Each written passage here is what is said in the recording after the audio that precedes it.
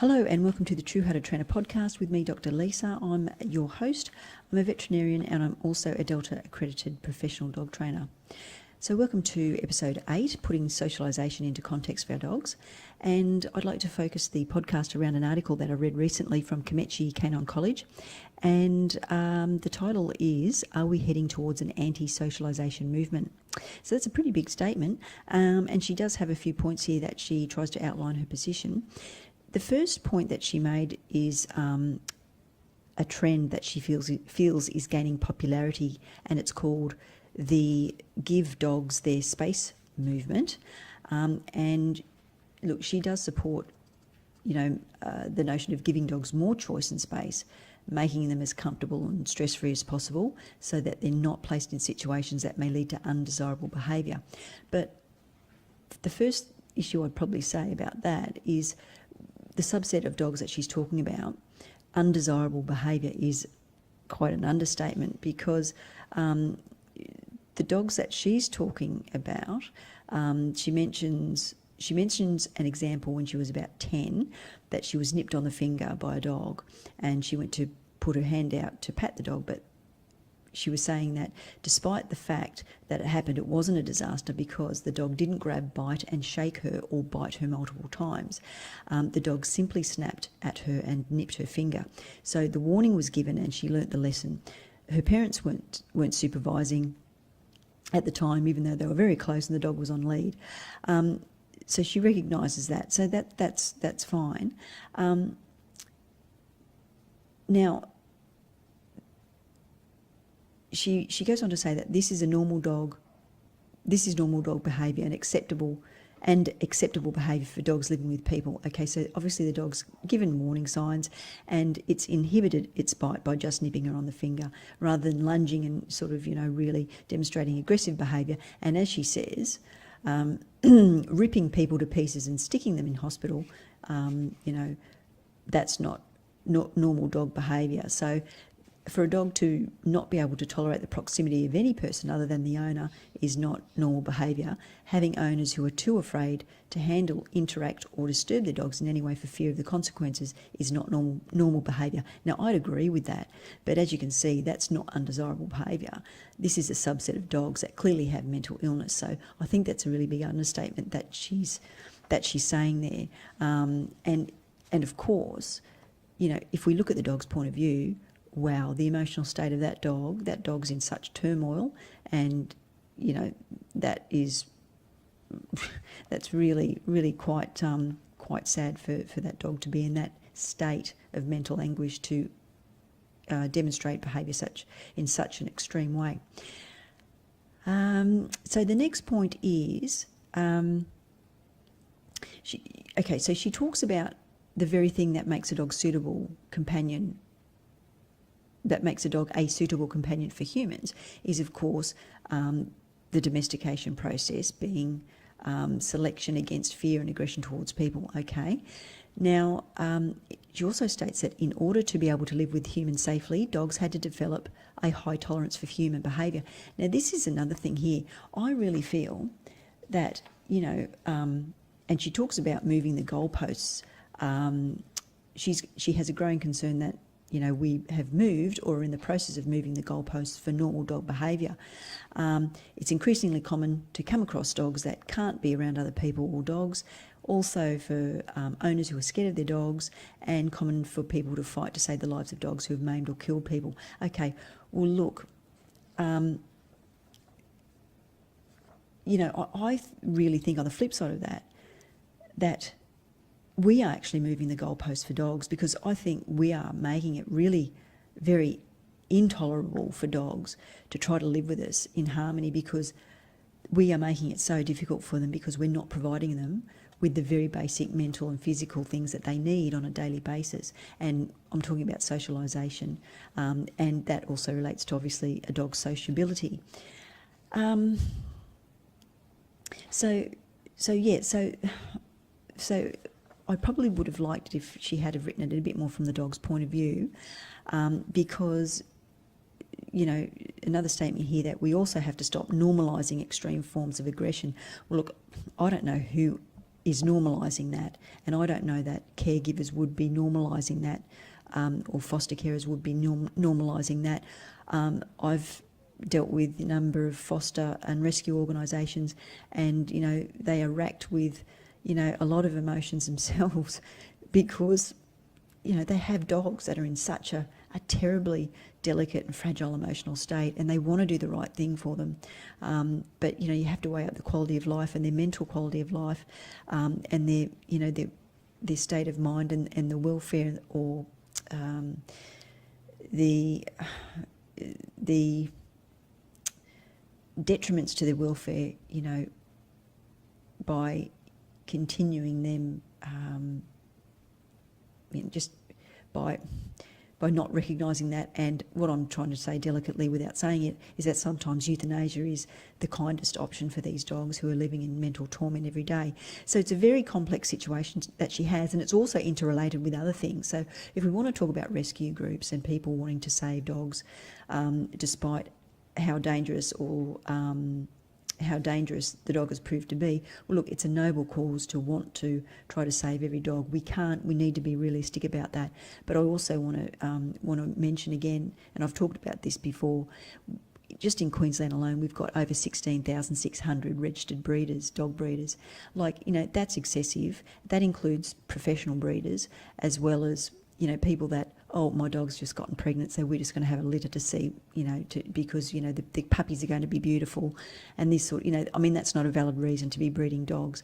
And when if we think about, and I'm being modest with the litters here, I'm going to say 3 to 4 puppies per litter, and, many occasions there may be between 6 and 8 puppies, so these figures are going to be a bit modest. They're not going to be happening every year, but I mentioned in another podcast that we could be looking at 50 to 60,000 pups that might be born within a year. Now, what we have to look at is how qualified are the people that are actually breeding the dogs, in understanding what the needs are of the puppies, and not just the puppies, but making sure that the stresses associated with being pregnant for the bitch, for the female dog, and also the environment is promoting positive welfare states and promoting a fetal environment for the puppies, that while they're growing, the stresses that their mother is facing aren't going to have detrimental effects on the puppies when they're born, which is then going to have repercussions, deep repercussions on their ability to live in an environment, a daily environment, and just be nice and quiet and quite relaxed and just comfortable with their surroundings, and not have any issues relating to fear or aggression.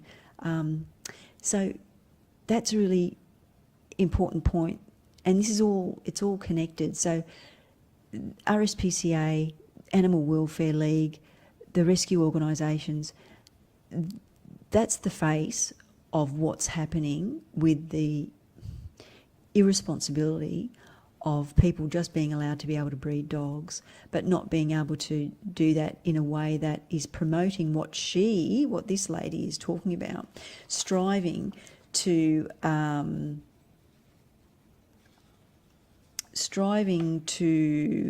let me just find it here, because it's a really nice sentiment that she mentioned here. We should simultaneously strive for breeding, selection, socialisation and training practices that help dogs to be as stable, tolerant and confident as they possibly can in our world. And that's absolutely, spot on.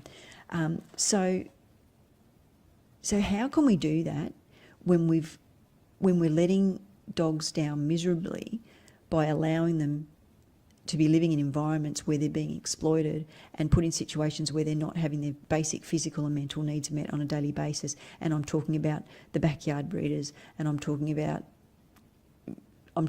breeding in general. And I know there's some fantastic breeders out there, and I am not certainly trying to disparage anybody or the breeding profession.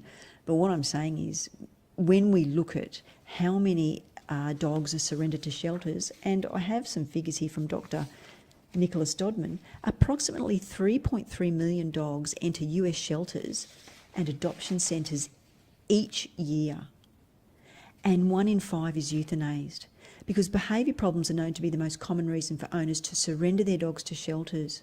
So when when somebody is surrendering their dogs to shelters, the behaviour problems can be a whole spectrum of different things, from just a behaviour that is seen as a problem to the owner, but they haven't actually done anything to investigate or give the dog a chance, or take the time to invest in a real relationship with their dog, and treat them as part of the family, which part of the human social group, which dogs, are very social, and they need to be part of their family, their human social group. So that's why I feel, that the goalposts have been moved for dogs, and I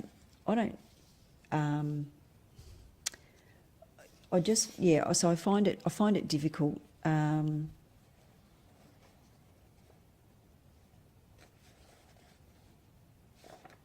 find it difficult because, as she says, dogs are companion animals, and they should be able to be out and about in public places. They should be able to handle passing other people and dogs, and they should be able to handle a person stopping to chat to their owner. And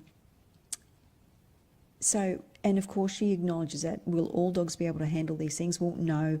There will be dogs that, due to trauma, lack of socialisation, or the poor genetics, will be afraid and defensive in normal situations. And normal situations basically are just, situations that should be of no consequence to the dog. Now, she does say that we also have to stop normalising extreme forms of aggression. I don't know if anybody's doing that, and I'm not sure if I mentioned that point earlier. But the one comment that she says is that we cannot make excuses for dogs that go straight to grab, shake and tear repeatedly at the drop of a hat. But once again, it's a moot point, because these dogs are mentally ill, and it's, that is not the behaviour of a well-adjusted, socialised, confident dog that understands communication and social signals from humans and as well as dogs, and are able to interpret that and form a plan in their head to be able to act and respond in an appropriate way. So these dogs have mental illnesses. It's not just the everyday owner that she's talking about here. And she also says that any dog of any breed that engages in such behaviour does not meet the norms for behaviour that a domestic dog requires to live safely with us. And once again, it's putting the blame on the dog, and I really find that that's a really superior statement, and the language that she uses really connotes blame on the dog. And so I was really quite saddened to read that, particularly when we look at the plight of dogs. Every day, and I've mentioned this before, we've got dogs that are just in backyards with nothing to do for 15, 16 hours of the day, and they're barking, and then the owner will come home, the dog's barking, and then you'll hear the person yelling at the dog to be quiet. Well, look, the dog's suffering in silence. The barking is a symptom of their mental health, and it's harkening back to what she says here in the earlier piece of the article. Humans are pretty thick a lot of the time. Well, I think that's an excuse to sort of relinquish the responsibility of the owner for their contribution to their dog's mental health and their lack of socialisation.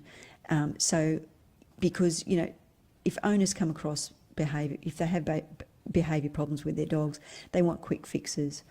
And when that doesn't happen, they'll punish their dog with shock collars or citronella collars in the case of barking, for example.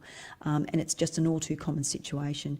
But in the meantime, they haven't even addressed the basic needs of their dogs, and they're just punished instead, and it's just unfair. So I really take umbrage.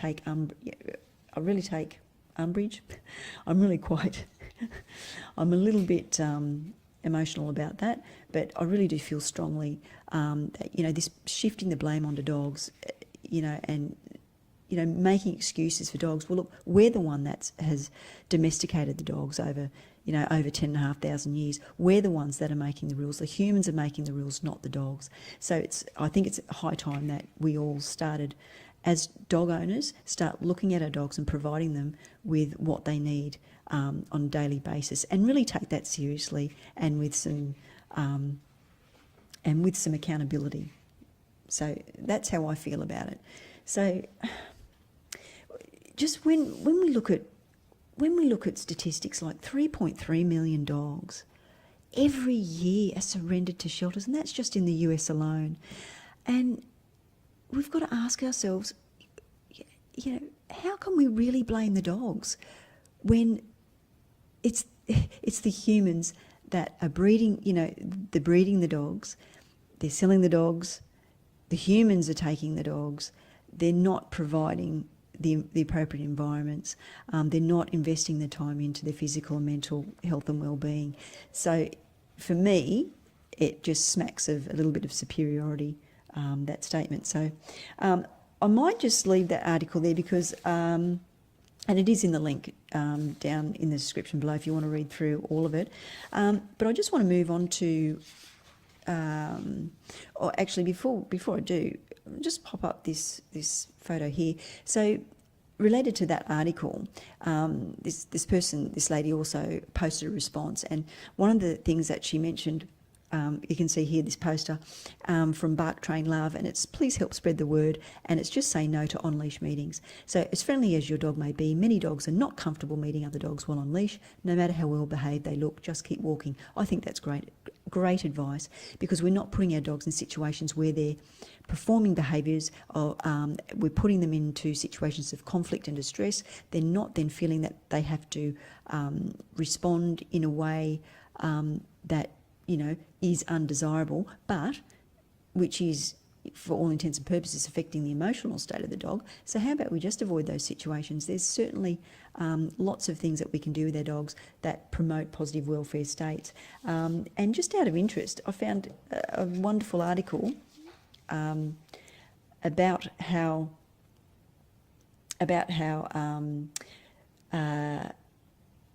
dogs' endocrine and behavioural responses are affected when they're reunited with the humans that they're familiar with. And oxytocin is a hormone that's released, and it decreases the stress response and anxiety, and it's also associated with social behaviour and tactile stimulation. So when you're petting your dog, that releases oxytocin, and it's a really feel-good hormone for our dogs. And this is a lovely study, and basically they did they checked the oxytocin levels and the cortisol levels, and on the flip side of oxytocin, cortisol is a stress hormone, and they found that with differing and varied contact with the dog, oxytocin, the hormone oxytocin, was actually released and sustained over a period of time that was designated in the investigation that they did here. So when the human initiated physical and verbal contact in a calm and friendly way, it released oxytocin, but not just that interaction, just the reappearance of a familiar person increased the dog's oxytocin levels. And it also evoked the dog's approach behaviour, so your dog wanted to approach you in that situation.